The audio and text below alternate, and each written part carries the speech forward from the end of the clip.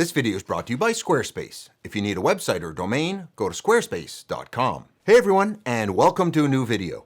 In this video, I'm going to go through what I'm bringing along for my Arctic expedition to Svalbard when I go out to photograph polar bears, walruses, and beautiful icy landscapes. If you stay till the end, I'll share with you the trick on how I bring large lenses and heavy gear on a plane without having to check it in and put it at risk. My name is Simon d'Entremont, and I'm a professional nature and wildlife photographer living in Eastern Canada. I make weekly videos giving you photo tips or taking you behind the scenes for nature photography. Subscribe if you want to see more.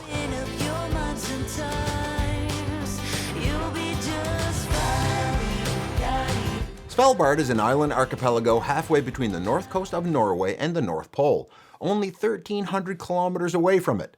We'll be sailing around in an icebreaker and making twice daily excursions in zodiacs, where you can get splashed quite a bit. More on that later. Also, we'll be in perpetual day or midnight sun, as the sun doesn't set there from mid-April to late August. So let's go over my gear. Let's start with photo equipment. For camera bodies, I'll be bringing two bodies along. I'll be bringing my Canon R5, where I keep an L bracket on it to make it handy to take landscape shots in either orientation. And I carry them around in these neoprene bags by Lens Coat, and they're pretty handy that way, in that you can save space with dividers in your bags by putting in them these neoprene bags that'll take a little bit less space than the foam dividers.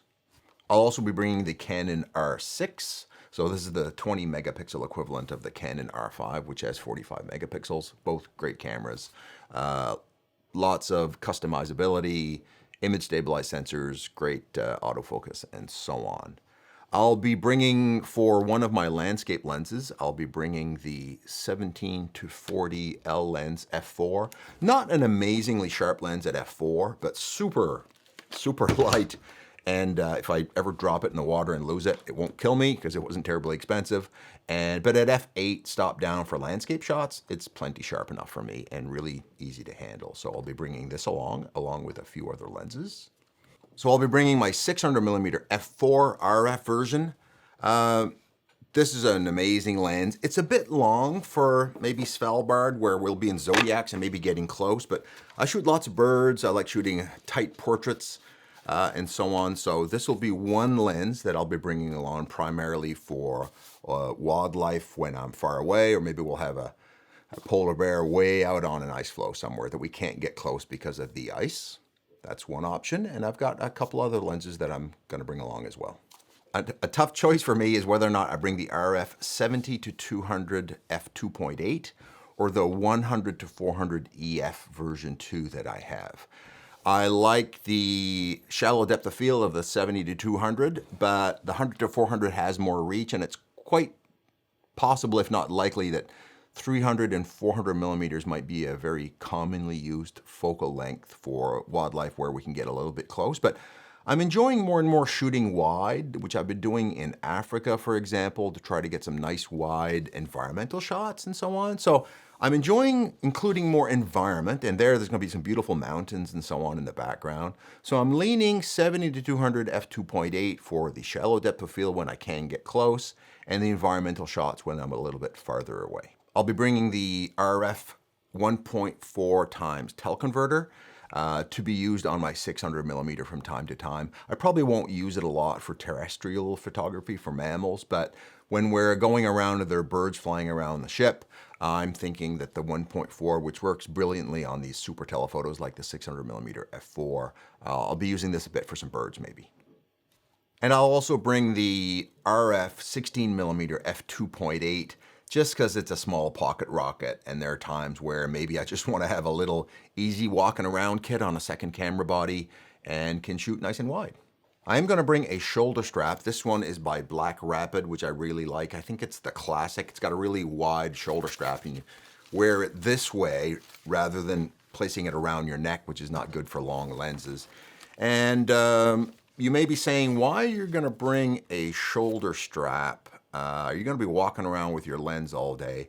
I may actually. We're not going to go far. We're going to have armed guards on the beach because of polar bears, and they're not going to let us go very far. So we just maybe walking around one small area at any given time. But there's some areas, I know in Antarctica recently, they wouldn't let people put their lenses on the ground for fear of avian flu risk. So they actually told people, once you get on the ground over there, you can't put anything down on the ground. So maybe carry a strap just in case you end up in a scenario where you do need to carry your lens around your shoulder. Let's get into some of the accessories I'm going to bring. I'm going to bring card readers. I'm going to bring 2 card readers.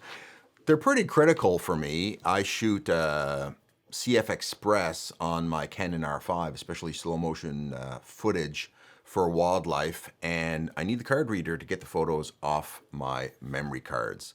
I'll talk about backup strategy in a second. So I'm going to bring 2 of these. They're light, and if one breaks down, I want to back up. I'm going to bring some chargers along. I'll bring 2 of these Canon chargers, although my cameras do charge through USB-C if you have a PD, that is a power delivery adapter, you can charge them, but I usually pluck out my batteries and throw them in here. And in some places, it takes a while and so on, so I usually bring a backup, one of these. I'm also going to bring an Atomos Ninja 5, an external recorder, which is really handy for recording for me the footage that's seen through the viewfinder, which is great for my educational videos. And it has a 1 terabyte drive on it, so if I need some backup storage capacity to record video, for example, I can put it on here.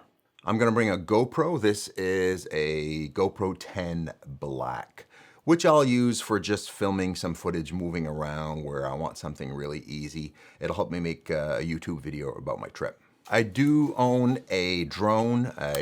This is the DJI Mavic Air 2S, but I'm not bringing it, unfortunately. The requirements in Svalbard are quite onerous for passing their own domestic test that they have for licensing. Also, the requirement for liability insurance and so on. So there's 3 or 4 or 5 steps to go through. So I'm hoping that a friend of mine who is coming along, who has the right licenses and so on, will be able to shoot some drone footage for me. For this trip, a tripod is going to be totally optional. I still haven't decided whether or not going to bring it. There's going to be plenty of light. We're going to be in perpetual day.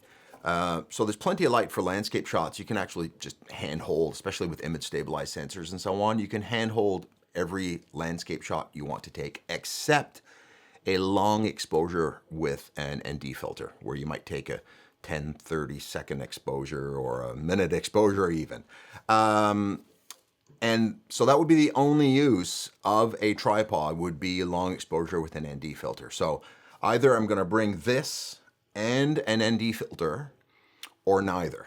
And I need to figure out whether or not the extra weight, I already have quite a bit of stuff, is going to be worth it for the 1 or 2 uses. But I can see a scenario where the water is rough, but there's a beautiful mountain in the background, and shooting a long exposure with an ND filter to smooth out the water and leave the beautiful mountain in the background in front of a smooth, looking like a lake or something in the foreground would be beautiful. But they're either both coming along or neither are coming along, the ND filter and the tripod. If I do bring the tripod, this is a Sirui, spelled S-I-R-U-I, but pronounced Sirui, Traveler 7C. Pretty good tripod, and really nice with kind of self-clicking legs when you close it up. In case it's wet while we're out there, we need some rain covers, and there's kind of a few different scenarios you need to think about. I've got this big rain cover for my 600mm f4. It's by Lenscoat, again, the same people who make the packets that I use for my camera bodies. So this is good in rain. I buy camo because I'm a wildlife photographer. I'm not going to need camo like this out there, but that's what I've got. And also you need to think about rain covers for your bags. So this is one that came with one of my camera bags, and this will go on top of my camera bag. Both if it's raining, but also we're going to be on Zodiacs going around in splashy water if it's rough. So we can really expect to get a little bit wet going to and from the ship. Batteries, you need lots of batteries for all your stuff. For my Canon cameras, both my cameras use the same battery. I've got about 5 of these. I've got 3 of the new N version ones, the more modern ones with 10 or 15% more power, and 2 of the older ones. 5 batteries should be fine. I've gone to things like Africa And the worst I've done ever is to gone through like 3.5 batteries in one morning or one evening. I'd like to thank the sponsor of this video, Squarespace. If you're watching this video about packing photo gear for a trip, you probably have precious memories or photos to enjoy or show off to others. Or you may want a place to show off merchandise or monetize your adventures. A website is just a great way to have a professional place online where you can show off your work, your service, or your personal brand. Social media are often showing off your work in short clips or photos and thumbnails, and sometimes makes it difficult to monetize as they may not want links to external sites. A website is your permanent home for you and your work and brand, presented in galleries or on pages designed by you that show them off at their best. I built my own website using Squarespace and it was a breeze. And getting smarter with the new guided design feature called Squarespace Blueprint. Choose a professionally curated layout that's built for you from the ground up. It's also a great way to monetize your work by setting up an online store so you can take payments by credit card or even PayPal and Apple Pay from all over the world. And a new feature, buy now and pay later with Afterpay and ClearPay. Go to squarespace.com to sign up for a free trial, and when you're ready to launch, go to squarespace.com/Simon for 10% off your first purchase of a website or domain. As for cards, I need a few, but not that many because I'm going to back up every day. If you don't back up every day, you need enough capacity to last your whole trip.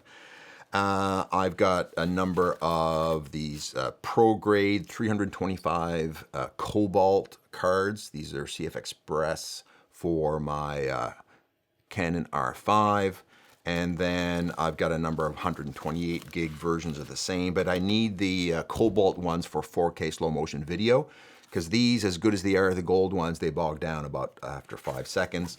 And then I'll also be bringing a number of SD cards, 128 and 256 golds that I usually use in my R6. And I carry them in this little Think Tank Pixel Pocket Rocket, which is handy to keep your cards all in one place. Okay, let's talk about backup strategy. I'll be bringing my laptop along, and then what I'll be doing daily, I'll be backing up all my photos to 2 drives, so redundantly, 2 of these Samsung T7 Shields. They're 4 terabytes each, rubber, very durable, very solid. And what I'll be doing is I will be taking my photos from my memory cards through my reader, onto one, onto the other, duplicate backups, and I'll never store these 2 in the same place. They'll never be in the same jacket or the same bag or the same anything all the way till I get home. That way I don't want to risk losing a jacket, a bag, having something stolen where both of these are in there. So I'll put one of these right on me and put another one in my photo bag, for example. I'll be bringing a pair of binoculars along just to help out looking for polar bears and for game on the ship, for example. Some stuff is going to be quite far away, and there'll often be people on the ship that are doing looking around duty, but I'd like to chip in and do my share. These are Nikon Monarch 5 binoculars. Very, very good binocular. These are very good quality for a binocular under $500. They're one of the best ones, I'd say. Nikon makes a Monarch 7 as well. These are the Monarch 5s. They're not as good as a $3,000 pair of binoculars, which you can spend that much if you want, but they're much better than a department store pair of binoculars they paid 50 or 75 bucks for. So if you want a good pair of binoculars, these Nikon Monarch 5s are quite good. Now let's get into clothing. Clothing, big deal and going into the Arctic. Basically, you just got to have a good handle on layering. You need a bottom layer close to your skin. You need some middle layers to build some warmth and to have some options of adding more, taking some off. And then you need something like a parka or an outer layer that's very, very warm. And then you need to think about shells for when it's really wet as well. So you got kind of 4 kind of layers and pieces to think about. So starting off, you need a bottom layer of long johns and shirts, long sleeve shirt that's made of some kind of material that'll keep you warm even if you're sweating. So you need a few pairs of these. Then it's time for some middle layers, like some insulated pants that I've got here, or the kind of fleece type jackets and sweaters that you can put on and have them in kind of different sizes so that you can kind of put one on top of another. Then as you continue to build layers, having something like a down jacket that can really be squished up really small for packing, but is also light and adds another layer of warmth, and is a layer that you can take on and take off as you need if you're getting into colder and warmer situations. Then having a good parka, of course, is important. This one is a Fjallraven Nuke. It's not the warmest. I wouldn't take it minus 50, but for where we're going and the time of year we're going, it's going to be good. And it's also waterproof. Now, this is a choice you're going to have to make, and I'll talk about this in a second when you're buying shells for rain and splashing water. You need to think about whether or not you're going to buy a shell big enough to fit over your parka, or just use it when you're wearing some of the smaller layers. It depends if your parka is waterproof. If your parka is not waterproof, you need to buy a shell big enough to fit over your parka. This one is quite waterproof, so I can get splashed on this one and the water's just going to bead off. So I've bought my shells to be the size big enough to fit over some of my smaller layers if it's not so cold, as opposed to fit over the parka. Then you need waterproof shells, especially on the Zodiacs. We're going to get splashed a lot, so something like this that is a waterproof pant that goes on top of whatever insulated pants you're wearing. For an outer shell for a jacket, you can have something like this. This is a Helly Hansen. This is super waterproof, but it doesn't breathe, so you sweat inside of it. So it's not always the best. Although if you're gonna get super soaked, this is super dry. Another option is a shell like this one. This is made by Cabela's and goes over my kind of mid-layer gear, and it'll keep me dry if we get splashed up quite a bit. And now for boots. Where we're going to be driving up to the shore in Zodiacs. Then you need to jump off the boat, and you're going to be jumping off in a foot of water on the beach. So you need boots that will go up to your knees. And these are affectionately called muck boots up there in the north. So an insulated boot that goes almost all the way to your knee. That way, when you jump out of the Zodiac in this much water, you're keeping your feet dry. A couple of balaclavas I'm bringing along in case it gets really windy and cold, so you can protect up part of your face and your neck. A couple of different hats, kind of a thicker one if it's really cold, or something a bit smaller if it's not as cold. Now, gloves and photography don't always work well together. You got a few different options. You can just buy a fairly cold weather glove and hope that you can operate your camera using it, but it doesn't always work super well. Another option is to get some gloves that have more options for getting your fingers free to manage your camera. I like these. These are the Heat 3 system by the Heat company. They're an outer shell, and inside the shell you put in a separate liner. So you can buy liners at local stores. I've got a pair here of the merino wool liners made by the same company. So you put these inside this, and if you ever wear through your liners, you replace this, but you don't need to replace this. And these come with a little pocket for heat packs if you want to use those, and also allows your fingers to go free through here and through here as well. And these kind of go back with some magnetic tabs to keep free. So you put this liner inside here, and when you're not using your fingers, you can close it up again. When you're going to the Arctic and it's day all day long and snow on the ground, it's blinding, you want sunglasses. Not optional, really. You need sunglasses. These are a pair I have. I've got a darker pair than these that I'll bring along as well. You want fairly dark sunglasses. They come in classes. You can get class 3, class 4, and so on. But you want a dark pair of sunglasses for being out in the blinding sun and the snow all day long. Okay, let's talk about bags. I'm going to be using a Gura Gear 30 liter. I really enjoy this bag. Comes with kind of two sides. You can put a big lens on one side and a number of smaller lenses and bodies on the other side. I fit my 600 millimeter in here. I actually take the lens hood off. It will fit with the lens hood, but it's a bit tight. So I take the lens hood off and put it in another bag and put my 600 millimeter in here. Comes with several extra pockets, which are great. And this is the version with the laptop that can go in the back as well. So I carry this as a backpack, which is handy for when you're walking onto the plane. I'll talk about that later. So this is the Gura Gear 30 liter, very, very good bag with tons of pockets. You can put all kinds of your batteries and so on in here. So this is my main bag for carrying my gear around airports, but also I will be using this as a day trip bag, perhaps when I'm going out on Zodiacs every day. You need a bag to bring some extra things in, and I just like using this bag because it's a backpack style and carries very well. For carrying my laptop and some extra accessories when I'm traveling around in airplanes, I carry this bag as a personal item. A lot of airlines will carry a personal item up to about 17 inches. For those who are using the inches system, about this long. So this one is just does the job, but I've got a 17.3 inch laptop that I bring along. It's a bit big for travel, but it's the one I use, and it's got lots of power for video editing and so on. So I use this to carry all around my personal items and my laptop. So I'm carrying my camera gear in the Gura Gear 30L, my laptop and chargers and batteries and a few other things in my backpack, a small one I showed you. And then the rest goes into a duffel bag. The soft duffel bag is the bag of choice for remote travel.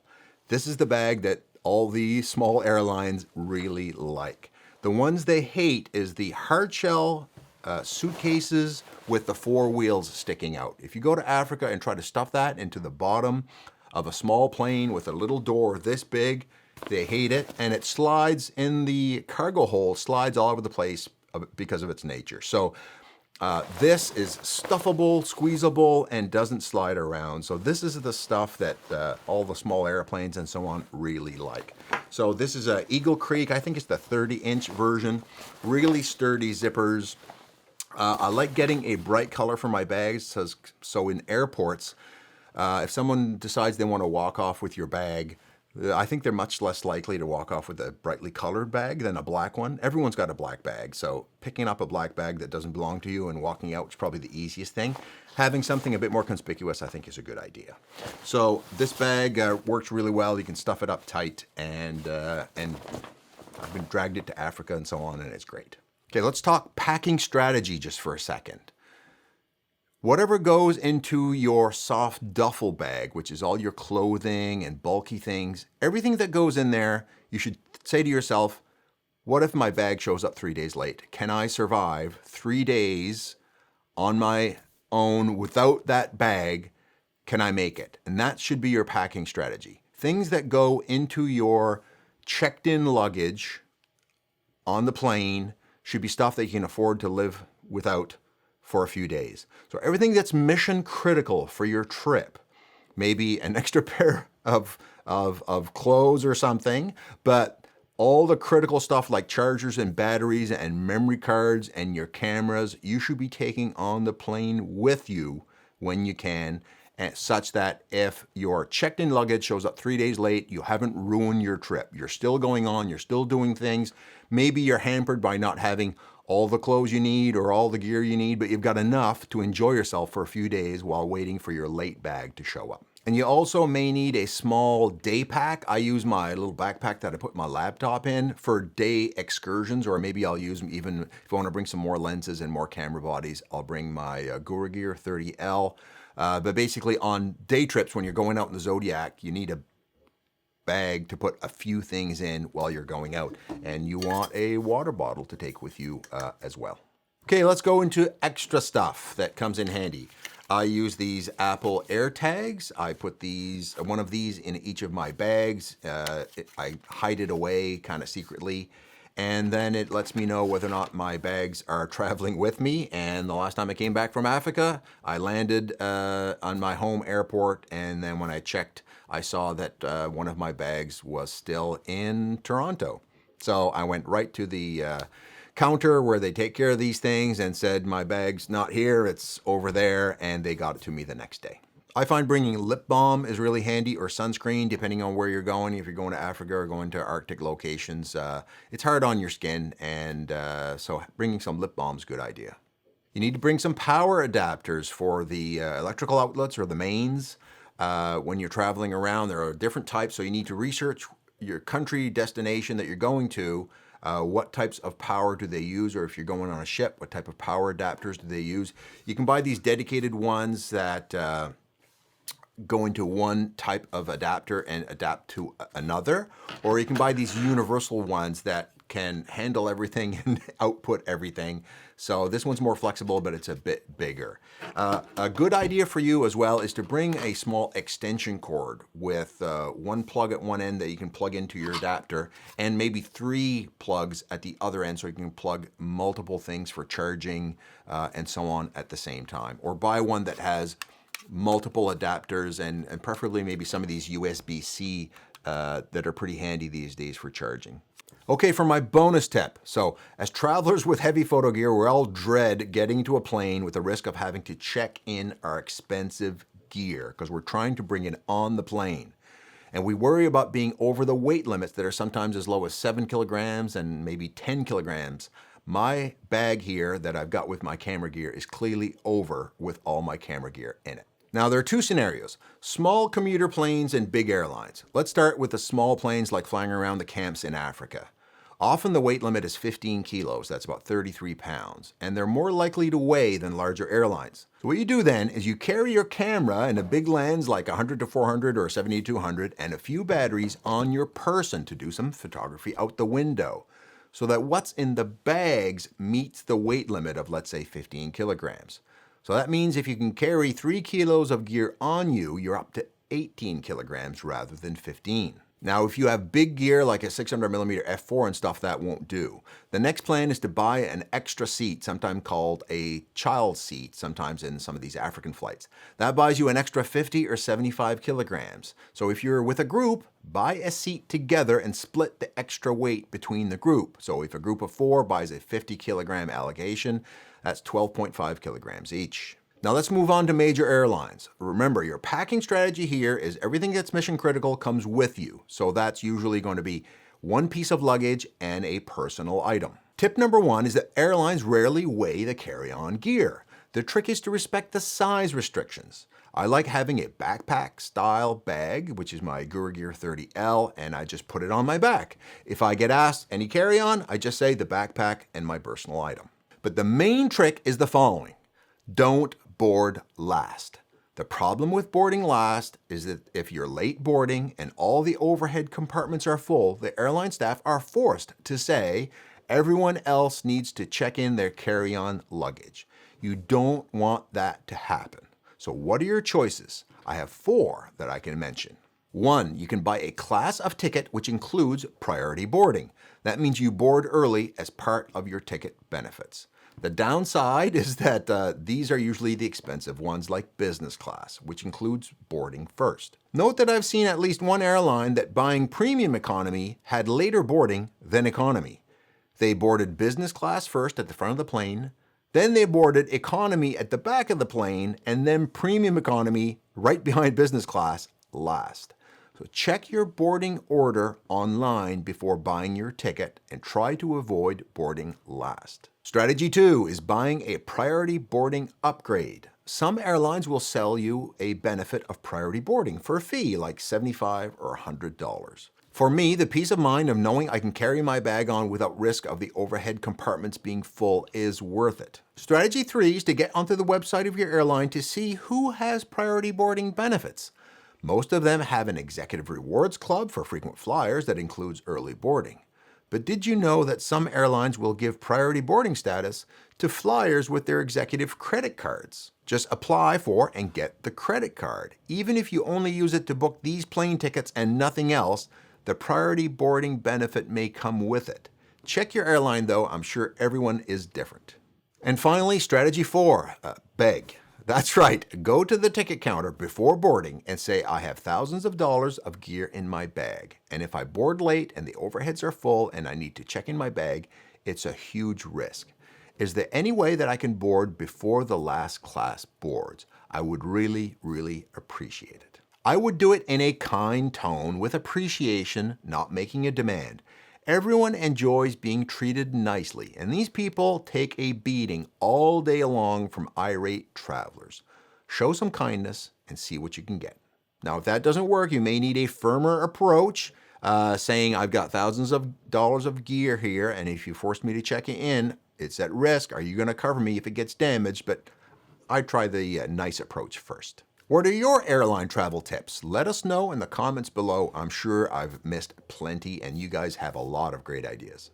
I hope your next trip is amazing and fruitful and free of any travel hiccups. Get out there and explore the world. I know you can do it.